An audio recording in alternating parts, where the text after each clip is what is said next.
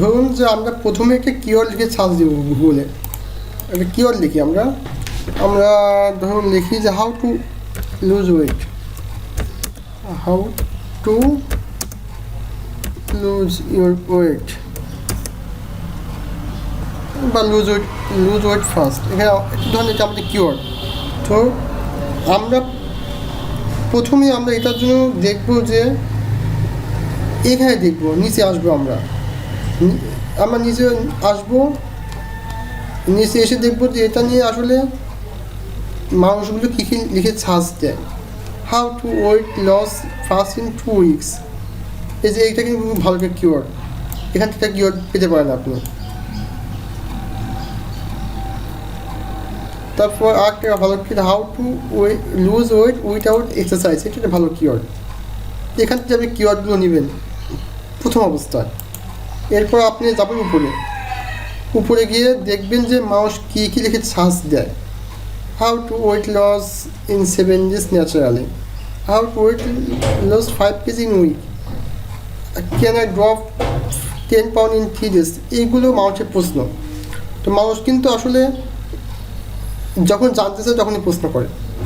তো আপনি যদি এই প্রশ্নগুলো নিয়ে কন্টেন্ট বানান তাহলে কিন্তু আপনি একটা ভালো ট্রাফিক পেতে পারেন, কিন্তু আপনাকে কিওয়ার্ড পুশ করতে হবে সেখানে। যেমন how can I lose weight in 7 days naturally, এটাকে আমার প্রশ্ন। এখানে আপনি দেখেন এখানে কিন্তু 7টা 8টা পয়েন্ট দেওয়া আছে, আপনি পয়েন্টগুলো রেখে এইগুলো নিয়ে একটু বিপ করেন। যেমন আমি একটা পয়েন্ট বলি অ্যাভয়েড সুগার, 5 নাম্বার যেটা আছে, এই অ্যাভয়েড সুগার নিয়ে আপনি 3-4টা লাইন লেখেন। এভাবে আপনি 8টা টপিক নিয়ে 8টা পয়েন্ট নিয়ে কিছু কিছু লেখেন, তাহলে কিন্তু একটা ভালো কন্টেন্ট হয়ে যাবে। এইগুলো 2টা ওয়ে। এবং আর একটা ওয়ে এখন হচ্ছে কি আপনার এআই চলে আসছে। এই এআই আসার কারণে আপনি গুগল এআই থেকে কিছু সার্চ রেজাল্ট দেয়, যেখান থেকে আপনি কিছু ধারণা পাবেন। এই যে এইগুলো কিন্তু the article list 10 potential effective methods of weight lose, এগুলো কিন্তু ওই একই পয়েন্ট দেখাচ্ছে এখানে। আপনি এআই কিছু কিছু জায়গায় পাবেন, কিছু কিছু জায়গায় পাবেন না। যেখানে পাবেন সেখানে আপনি এআইগুলো ইউজ করবেন। এআই রেজাল্ট যেটা গুগল বার্ড থেকে যেটা আপনার দেয়, এইগুলো প্রথম হয় কি যে আপনি কিওয়ার্ডগুলো দেখবেন, আপনি নিচে আসবেন কিওয়ার্ড দেখবেন, এখান থেকে কিওয়ার্ড নেবেন আপনি আপনার পছন্দের মতো। এরপর আপনি উপরে আসবেন, উপরে এসে আপনি প্রশ্নগুলো দেখবেন, প্রশ্নগুলো দেখে আপনি প্রশ্নগুলো সলভ করার চেষ্টা করবেন। এই প্রশ্নগুলো এটা গেল প্রথম। আর দ্বিতীয় হচ্ছে কি আপনি রিলেভেন্ট সার্চ যেগুলো মানুষ করে সেগুলো আপনি এইগুলো দেখবেন।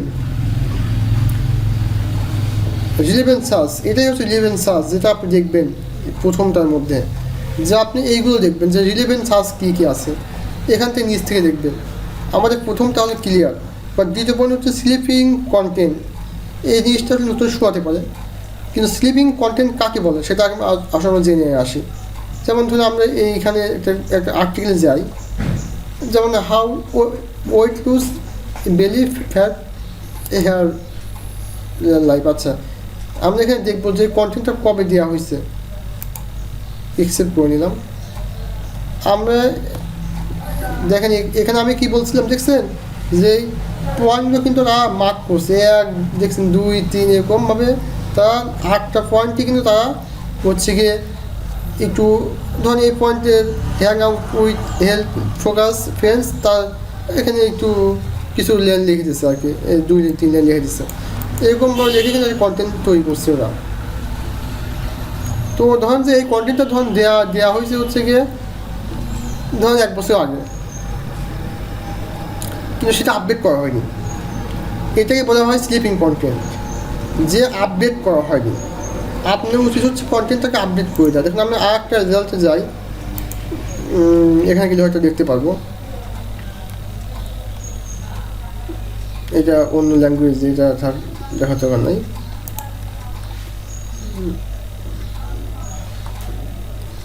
আমরা আর একটা রেজাল্টে যাই,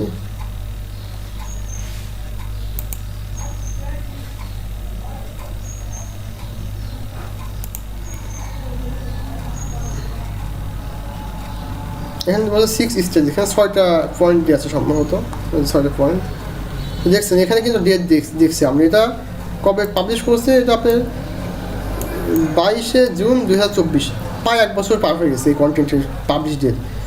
এইটাকে বলে স্লিপিং কন্টেন্ট, মানে 1 বছর এখানে সে কন্টেন্ট আপডেট করে নেয়। আপনাকে কন্টেন্টগুলো আপডেট করতে হবে, নতুন নতুন কন্টেন্ট যুক্ত করতে হবে। ধরুন এই কন্টেন্টটা সে লেখছে 1 বছর আগে, আপনি এখানে কিছু কিছু জায়গায় আপনার কিছু কিছু পয়েন্ট অ্যাড করতে হবে, ইন্টারলিঙ্কিং করতে হবে, নতুন কিছু আপনি যুক্ত করতে হবে কন্টেন্টের মধ্যে। হয়তো এখানে 6টা পয়েন্ট দিয়ে আছে, আপনি আরও 2-1টা পয়েন্ট অ্যাড করলেন, তাহলে কিন্তু আপনার কন্টেন্টটা আর ওল্ড থাকলো না, কন্টেন্টটা আর হচ্ছে কি আপনার পুরাতন থাকলো, কন্টেন্টটা হয়ে গেল আপডেট। এবং এরপর বলি যে 3 নম্বর পয়েন্টটা কি।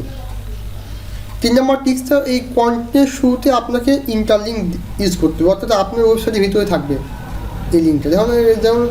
যেমন যে weight lose program and overnight scam, এই ওভারনাইট স্ক্যামে যদি আমি একটা ইন্টারলিঙ্ক করতে চাতাম, করলে কী হতো, আমি হয়তো বা অন্যটা পেজের সাথে আমি লিঙ্ক করে দিলাম, তাহলে কী হতো, এই যে এই ভিজিটরটা, এই ট্রাফিকটা কিন্তু আমার ওয়েবসাইটে থাকতো, হয়তো এই লিঙ্কে ক্লিক করতো, আমার ওই পেজে যেত।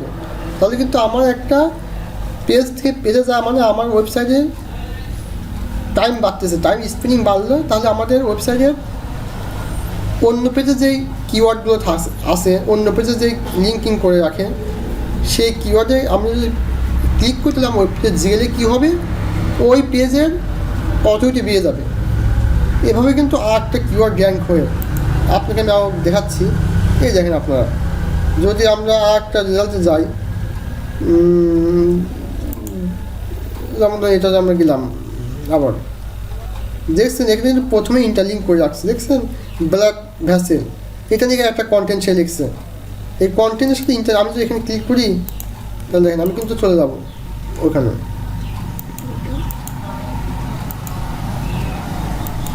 সমস্যা হচ্ছে ক্যাপচার জন্য, যাই হোক আমি কিন্তু এখানে চলে যাব, চলে গেছি এখানে, দেখছেন সমস্যা যায়নি।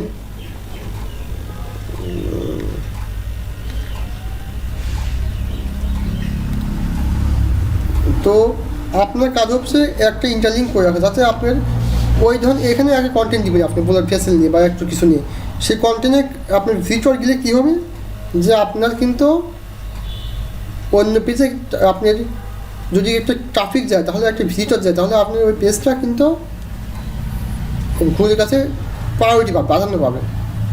এভাবে কিন্তু অন্য পেজের কিওয়ার্ডগুলো র্যাঙ্ক হয়ে যায়। তাহলে 3টা গেল। আমাদের 4 নম্বর হচ্ছে গিয়ে এআইকে ইউজ করতে হবে। এআইকে ইউজ করা খুব গুরুত্বপূর্ণ। ধরুন যে এখন তো এআই ছাড়া মানুষ চলতে পারবে না ভবিষ্যতে, আপনাকে হতে হবে আপডেট।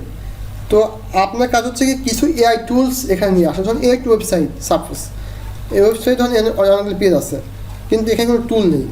তাহলে আপনি এখন কী বলবেন আমাকে, ভাই যে আমি কি টুল কিনে নিয়ে আসবো? না, কোনো দরকার নেই। আপনি ChatGPT ইউজ করেন, ChatGPT খুব সহজেই সিম্পল টুল বানানো যায়। যেমন আপনি এখানে একটা ওয়েট লুজের একটা ওয়েবসাইট, এখানে হেলথের, এখানে আপনি আপনার যে একটা টুল তৈরি করতে পারেন যে how much calorie I need everyday, এগুলো টুল তৈরি করতে পারেন। তাহলে কিন্তু আপনার এখানে ভিজিটর বেড়ে যাবে, আপনার ওয়েবসাইটে ট্রাফিক বেড়ে যাবে। তাহলে কী হবে, আপনি যে ফ্রি টুল কিন্তু সবাই ইউজ করতে চায়, টাকা পয়সা দিয়ে কেউ টুল কিনতে চায় না। এই ফ্রি টুলের জন্য আপনার ওয়েবসাইটে লোকজন চলে আসবে। আর ফ্রি টুলটা খুব কঠিন কিছু না, আপনি ChatGPT গিয়ে বললেই ChatGPT আপনি টুল তৈরি করে দেবে। আপনি শুধু ওয়েবসাইটে এসে সেই টুলটা একটা পেজের মধ্যে রেখে দেবেন, যে ফ্রি টুল, যে ক্যালোরি ম্যাপার বা ওয়েট চেকার এরকম কিছু, বা আপনার এজ চেকার এরকম কিছু একটা রাখবেন। তাহলে কিন্তু আপনার ওয়েবসাইটের যে কোনো ফ্রি টুল রাখলে হবে কি, যে আপনার ভিজিটর সংখ্যা বেড়ে যাবে। এটা হচ্ছে 4 নম্বর গেল, বুঝাতে পারছি আমি। আর 5 নম্বর হচ্ছে গিয়ে শুধু গুগল দিয়ে পড়ে থাকলে হবে না, শুধু গুগলকে টার্গেট করলে হবে না, আমাদের টার্গেট করতে হবে এই যে আমরা ইউটিউবকে ইউটিউব কি, কারণ ইউটিউবে টার্গেট করলে কী হবে, যে হচ্ছে আমরা এখন দেখি যে কোনো একটা রেজাল্ট আপনার সার্চ দিলে কিন্তু একটা ইউটিউব ভিডিও আসবে।